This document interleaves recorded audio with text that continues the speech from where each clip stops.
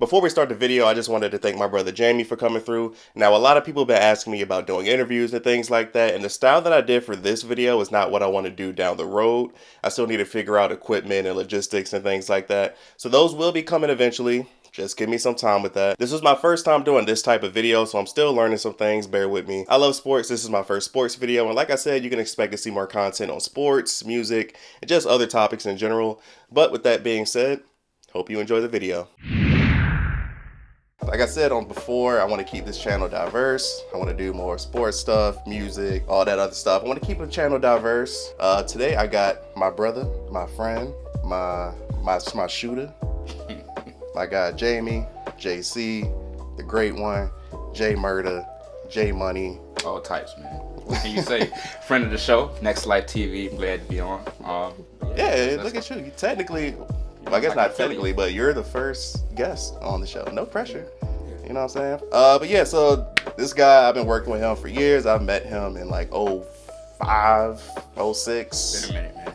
Been a long time. With him, we used to write articles together, music, sports stuff. We had a podcast together, which I mentioned before. Like I said, I've been working with this guy for years. We've been debating sports for years. If you want to just give people a quick rundown of your sports team so they can laugh at you in the comments. I mean, you already know, repping the Sixers. We up 3-0. Just got to get that out the way first, of course. Oh, wait, real quick.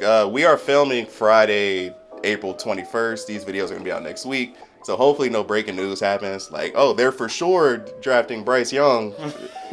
So if anything happens after this, we are recording Friday, April 21st. Sorry, continue. And I rep the Sixers hard, so hopefully in the future, when y'all see this, we haven't become the first team in the history of the NBA to let go of a 3-0 lead. So we'll see. I'm calling now, broom. Thank you. Grab the broom. But yeah, man, big Carolina Panthers fan, New York Yankees fan. The part of being from Richmond where we don't have a sports team, so you kind of gravitate. We got the Flying Squirrels.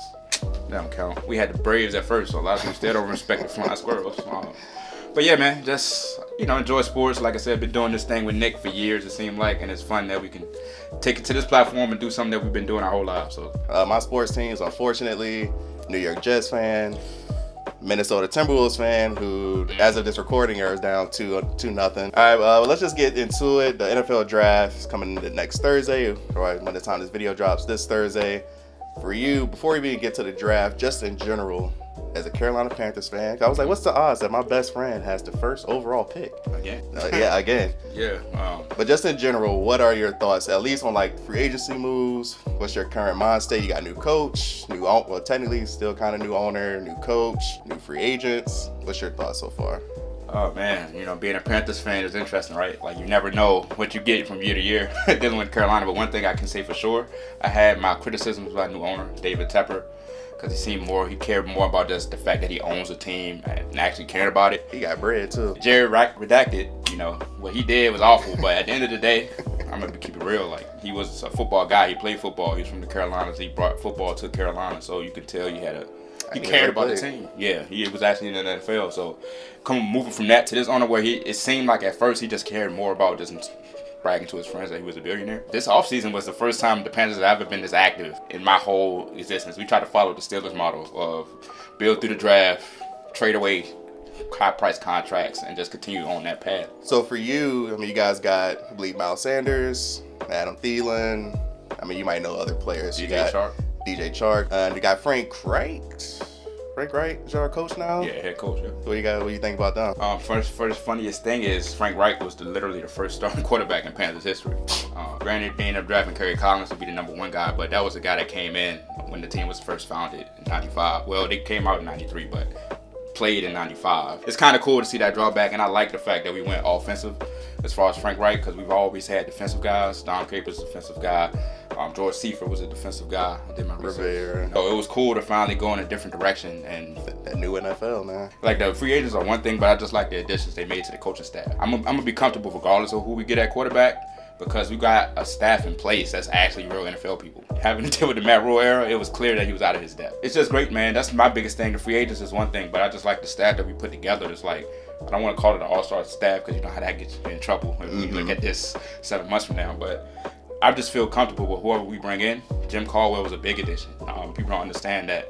A big reason why Peyton Manning became Peyton Manning was because of Jim Caldwell. He even credited him, which is why he got that head coaching spot. When you got him on the staff as an assistant, you bring in Ejiro Evero from Denver, who, as abysmal as their season was last year with that woeful offense, they still had like one of the best defenses, and he was a big part of that. Thomas Brown, offensive coordinator that we got from the Rams. You know, we come from a Deshaun McVay tree, so that's always good to have. So in today's world. Moving towards the draft, you guys traded the 9th overall pick, 61st overall pick, 2024 first round pick, 2025 second round pick, and DJ Moore. Well, first, how do you feel about DJ Moore leaving? Sucks, man, because it's like, you know, you go from the Cam Newton era. It had my favorite players like Cam Newton, Greg Olsen, Thomas Davis, Luke Kuechly, and those guys. And then, you know, of course, Cam washed up. He gets injured, and he's never been the same. Luke Kuechly retires. Thomas Davis at the end of his career, and Greg Olsen also at the end of their career, they all get traded. So now you're like, this team's going to be bad, but I got a group of guys that I can really believe in and become my favorite players. And ironically, 2 out of the 3 got traded in the same year, Christian McCaffrey and DJ Moore. But that's the thing. I feel like, I mean, granted, losing DJ Moore sucks. I feel like y'all kind of got a good deal out of it, though. Oh, yeah. I mean, at the end of the day, I mean, a lot of people, it's funny you said that. A lot of people think we overpaid to get the number 1 pick because there's no Trevor Lawrence in this draft. Yeah. DJ Moore is a great wide receiver. He was my favorite player. At the end of the day, it sucks, but what they did, I liked, was they still added better weapons to, I mean, granted, the Adam Thielen is no DJ Moore. Problem is, we have had DJ Moore. He put up 1,000 yards, but with no quarterback. Yeah. It's just, you can't go but so far. So, I mean, it sucks, but to get that number 1 pick, we had to give up something. It was either that or another first round pick. So, I mean, I think we came out better than it could have been.